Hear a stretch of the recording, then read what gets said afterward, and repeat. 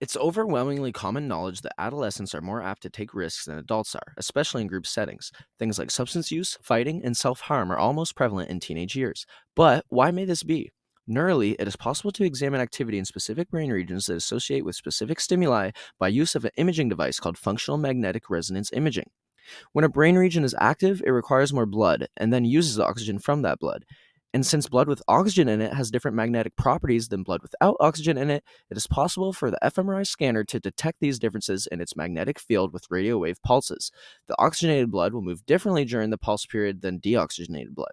This can then be mapped into a colored pictures of the brain to see what parts of the brain are using more blood and are assumed to be more active in response to a given stimuli. So, the idea here is that maybe this technique can be used to examine what parts of the brain are involved in response to specific appetitive or aversive stimuli and how these regions vary throughout development from adolescence to adulthood. For the following two articles discussing these topics, it will be important to know the following brain regions: the striatum, which processes rewards and motivated decisions towards these rewards; the caudate, which is a part of the striatum and is involved in learning and memory, which will be relevant to us in this context of reward and motivation; and the insula, a separate part of the brain which is primarily linked with our embodiment, our physical embodiment of emotions, and also empathy, which is where parts of our profound understanding of our actions lies. Since prior research has shown that adolescents experience more extreme striatal activity to reward related processes compared to adults, Galvan and McGlennan decided to create a more standardized study to examine how adolescents respond to appetitive versus aversive stimuli, specifically against adults. This will allow us to observe the developmental differences in not only rewarding situations but also deterrent ones. To test this idea, Galvan and McGlennan conducted their study in 2013 to examine striatal activation in adolescents versus adults when presented with appetitive or aversive stimuli. To simulate this idea, they took a group of teens and a group of adults and had them both drink either normal water, sugar water, or salt water while in the fMRI scanner. They did this because flavors are rather consistent tasting throughout age, whereas if they used a stimulus such as money, different age groups may value the same dollar amount in different ways. So, water standardizes the appetitive versus aversive stimuli throughout age.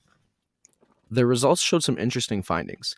The adolescents had more activity in their ventral striatums, the lower part of the striatum, during the appetitive stimuli than the adults did, and they also had more caudate activity during the aversive stimuli than adults. This could potentially make adolescents more susceptible to take risks since they are more stimulated than a same situation adult.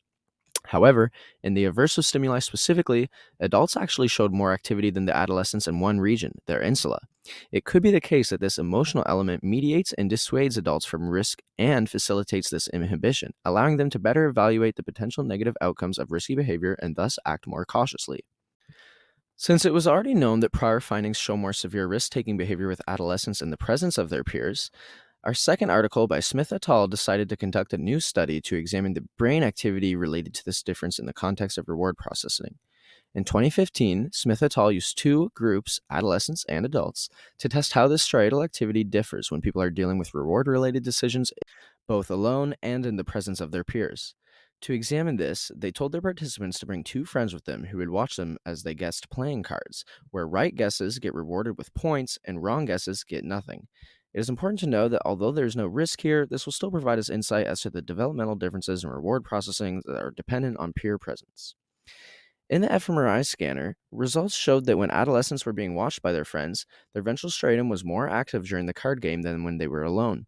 But for the adults, whether they were alone or with friends didn't make a difference. Their ventral striatum showed the same levels of activity. So, this suggests that teenagers' brains react more strongly to the possibility of rewards when their friends are watching. Since this doesn't happen in adults, it may be the case that this heightened sensitivity to rewards and the presence of peers is mostly unique to teenage years and could be one of the reasons why teenagers are more apt to take risks when they're with their friends.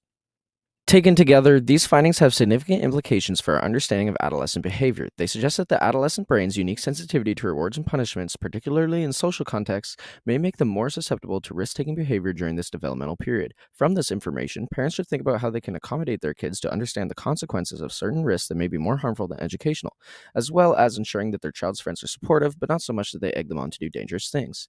So, some future questions might ask, well, why do adolescents lack this insular activity? Have they not yet experienced enough to develop this reaction to aversive stimuli? Or why is their striatal response enhanced when with their peers? Is this due to some sort of heightened sensitivity when under watch or a fear of seeming scared in front of friends?